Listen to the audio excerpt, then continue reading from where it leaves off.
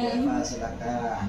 Ini saya ingin menuntaskan tugas dari CGP saya dan mengenai kasus dan pengambilan keputusan. Nah, oleh sebab itu saya minta waktu sedikit banyak sih mengenai kasus yang sudah ada di SMP sekolah jenengan itu. Monggo, Dek, apa pertanyaannya? Saya akan mengajukan sebanyak 8, tapi nanti untuk yang pertama mungkin saya skip dulu supaya saya bisa menganalisa untuk kasus tersebut begitu. Yang pertama yang saya ingin ajukan pertanyaannya yaitu selama ini bagaimana Bapak menjalankan pengambilan keputusan di sekolah Bapak, terutama untuk kasus di mana ada kepentingan yang sama-sama benar atau sama-sama mengandung kebajikan, nilai kebajikan seperti peduli, empati, gitu Bapak. Oke, untuk pengambilan keputusan biasanya saya ada yang namanya evaluasi terlebih. Jadi evaluasi kami setiap minggu sekali dengan Bapak Ibu staf, dan di situ akan dijelaskan dari setiap kaum, setiap staf menjelaskan terkait permasalahan-permasalahan itu. Contoh kasus kalau sama anak-anak berarti terkait tentang kesiswaan, kalau terkait pembelajaran berarti dengan kurikulum dan sebagainya. Nah, di situ kita bahas satu persatu persoalan-persoalan yang ada di dalam satu minggu tersebut, dan kita carikan solusinya di minggu itu juga. Jadi tidak sampai berlarut-larut masalah-masalah yang terjadi. Jadi langsung ya Bapak. Kalau bisa saya mengetahui, boleh salah satu saja Bapak mungkin kasus yang pernah terjadi begitu Bapak. Kalau contoh kasus yang pernah terjadi dulu sempat ada satu anak ya. Jadi di sini anak itu karena kedua orang tuanya sudah bercerai dan sudah mencari pasangan masing-masing, sehingga anak ini tinggal bersama neneknya. Nah, di sini karena tinggal bersama dengan neneknya, maka anak ini selain bersekolah di SMP 13 Surabaya, dia juga harus bekerja di malam hari untuk jadi guru akuntansi. Nah, di sini karena dia malam harinya itu bekerja, sehingga saat pagi hari dia selalu datang terlambat.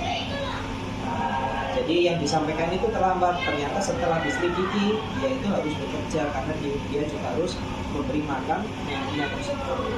Jadi menjadi tulang punggung keluarga pada saat itu. Sehingga kami dari pihak sekolah juga tidak langsung memberikan sebuah sanksi ya untuk anak tersebut karena sering terlambat dan sebagainya. Karena juga di dalam kelas karena mungkin sudah capek malam harinya, kadang juga tidur karena tidak bisa fokus mendengarkan pembelajaran. Nah, di sini kita ambil sebuah keputusan bahwa kita memberikan kesempatan kepada anak tersebut karena posisi anak tersebut juga sudah kelas 9. Jadi tidak mungkin kan kita keluarkan atau mungkin kita skorsing dan sebagainya, karena memang sebenarnya dia sendiri itu tidak mau untuk melakukan hal itu gitu. Tapi karena memang di sini adalah masalahnya adalah ekonomi, dia menjadi tulang punggung keluarga. Kalau nggak gitu anak ini nggak bisa makan sama. Nah, di situ akhirnya kita ambil suatu solusi yaitu semacam matrikulasi. Jadi metode matrikulasi ini kan metode pemenuhan kemampuan peserta didik, yang tertinggal pembelajarannya, sehingga di sini tidak ada kesenjangan. Jadi meskipun tambahnya ini nanti bisa setelah pulang sekolah. Jadi setelah pulang sekolah kita berikan pembelajaran tambahan, dan juga saat liburan semester ganjil, saat teman-temannya libur dia harus masuk untuk mengejar ketertinggalan itu kan. Jadi itu solusi-solusi sehingga anak ini tetap bisa bekerja menjadi keluarga, tapi juga tetap bisa memenuhi pembelajaran yang ada di sekolah sampai anak lulus. Jadi untuk absensinya pripun Bapak? Kalau untuk asumsinya pastinya anak ini masuk terus, cuma hanya sering terlambat saja. Dan sering tidur di dalam kelas mungkin karena capek. Dan penilaian harian juga begitu ya. Penilaian harian pastinya juga kurang karena dia juga tidak ada waktu lagi saat mereka sudah pulang ke rumah. Ya, yang dia lakukan setelah itu kan bekerja setelah maghrib.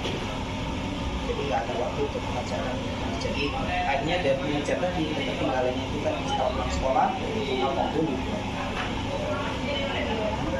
Untuk tantangan Bapak untuk mengenai kasus ini, anak tersebut kan ada nilai-nilai kebajikan yang ada ya Bapak ya, yang dimana peraturan sudah dibuat oleh sekolah ingatan ya, tapi di sini nilai empati untuk peduli dengan anak ini kan masih tersalin juga ya, masih ada, dibutuhkan bimbingan untuk anak tersebut sehingga Bapak ada matrikulasi itu tadi ya Bapak.